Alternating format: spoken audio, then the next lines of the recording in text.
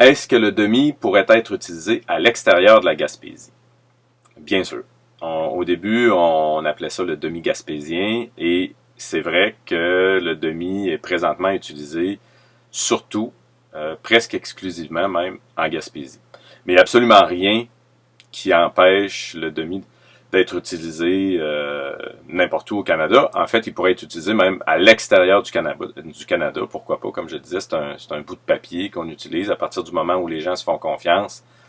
C'est tout ce qui importe. On a d'ailleurs le logo du demi a été acheté avec un demi Gitzel.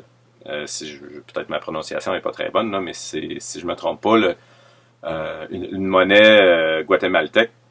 Et ça vaut, je pense, ça vaut 15 cents en Gitzel. On a coupé ça en deux, 7 cents et demi, et le graphiste voulait ce demi-là, ce demi-Gitzel-là, et on lui a demandé qu'est-ce qu'il serait prêt à nous donner en échange, puis il a dit, ben j'aimerais ça vous faire le logo pour le demi.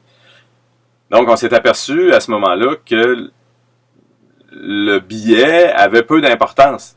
Après ça, maintenant, ce demi-Gitzel-là, que cette personne-là a reçu en échange d'une demi-journée de travail, mettons, ben vaut peut-être un petit peu plus que 7 cents et demi. Donc, c'est plus tant la valeur inscrite sur le billet qui compte, mais la valeur qu'on lui a donnée à ce billet-là. Alors, cette personne-là pourrait dire, ben moi, j'ai échangé ce bout de papier-là contre une demi-journée de travail. Toi, qu'est-ce que tu me donnes? Puis là, le Gitzel pourrait faire du chemin comme ça. Alors, comme vous voyez, nous, on a utilisé un Gitzel, une monnaie de l'extérieur, pour faire quelques échanges.